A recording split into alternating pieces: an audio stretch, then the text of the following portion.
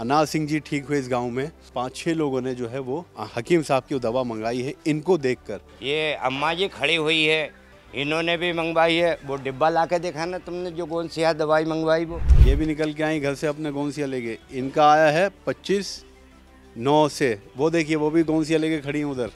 ये आपकी दवाई कब आई? आपने क्यों मंगाया गोंसिया? इनके पापा जो खड़े हैं, कमल सिंह जी की कमर में तकलीफ रहती है, इस वजह उन्होंने मंगाया है। अच्छा, अनाज सिंह जी का कमर दर्द ठीक हुआ इसलिए आपने अपने पिताजी के लिए मंगवाया? जी, तुम्हें देख के तो मंगवाई नहीं। जी, उनके पति को तकलीफ है कमर में, अम्मा के घुटने में तकलीफ है। आपको विश्वास है कि ये ठीक हुए अनाज सिंह जी, तो आप भी ठीक हो सकते? विश्वास है जब तो मंगवाई नहीं। मान लो थोड़ा कमर में दर्द है, फिर दवाइयाँ मंगवाई तो इनने खाई तो उनने बताया कि काफ़ी आराम हुआ है इससे। बदलाव देखते हैं आप इनके शरीर में? चेहरे पे भी थोड़ा सा अलग सा अंतर आ रहा है।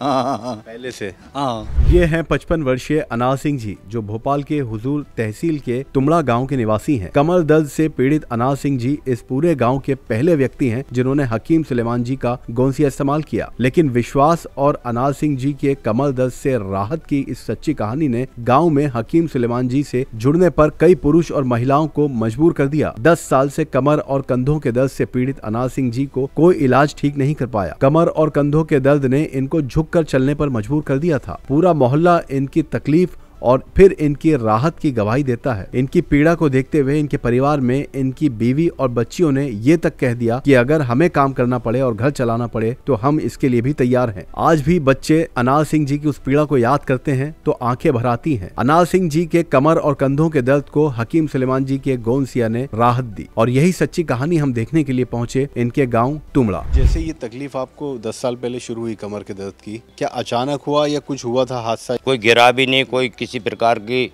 वो भी नहीं हुआ, अचानक बनी मेरे को ये तकलीफ। कंधों में, ये कंधे में बेहद यूं ऊंचा हाथ नहीं हो पाता था मेरा। इस हाथ में दर्द रहता था, मैं बड़े धीरे से वो इसे धीरे से बिल्कुल यूं यूं नप के बड़े आराम से धीरे धीरे धीरे धीरे धीरे धीरे ऐसे करके ऐसे पहनता था, पर ये ऊंचा नहीं हो पाता था।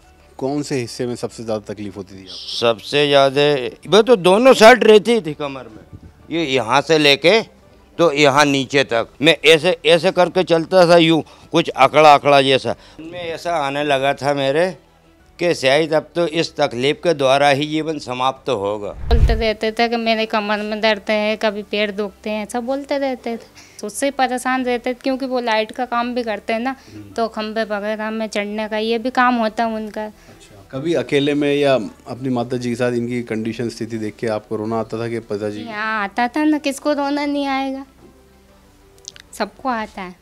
लेकिन अभी बहुत उनको आराम है तो अच्छा लगा। मतलब बहुत प्यार करती हैं पिताजी से? जी।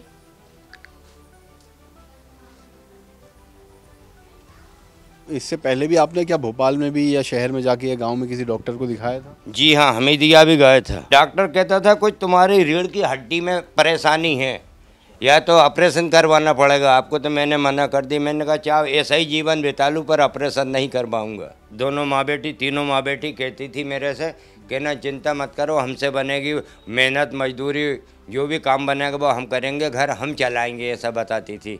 हकीम जी की दवा मंगवाई गोंसिया, काला गोंसिया, उससे मुझे 80-85% के लगभग राहत मिली है। कितना खाते हैं आप? ये लगभग मैं 1 ग्राम के लगभग इतना लेता हूँ सर, रोजाना सुबह शाम।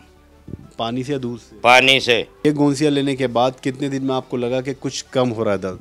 लगभग 1 महीना बीत जाने के बाद मुझे कुछ महसूस होने लगा कि हाँ आराम हो रहा मेरे शरीर के अंदर, कमर में, हाथ में, पैर में, सब में। बाकी अब तो 2 महीने हो गए मेरे को ये सुलेमान जी की दवाई खाते हुए। बहुत कुछ 80-85% लगभग मुझे राहत है। और अब गोंसिया खाने के बाद कितना झुक पाए? खाने के बाद में मैं बिल्कुल कमर में पूरे तरीक़ा से ये बैठ जाता हूँ, उठ जाता हूँ। ये अगर जड़ी बूटी गोंसिया आपको नहीं मिला होता तो आज स्थिति क्या होती? आज स्थिति ये होती कि मैं पलंग पे ही लेटा रहता सर, अगर ये दवाई नहीं होती तो। सुलेमान जी के लिए तो मैं एक ही बोलूँगा कि दूसरों का दुखड़ा दूर करने वाले तेरे दुख दूर करेंगे राम।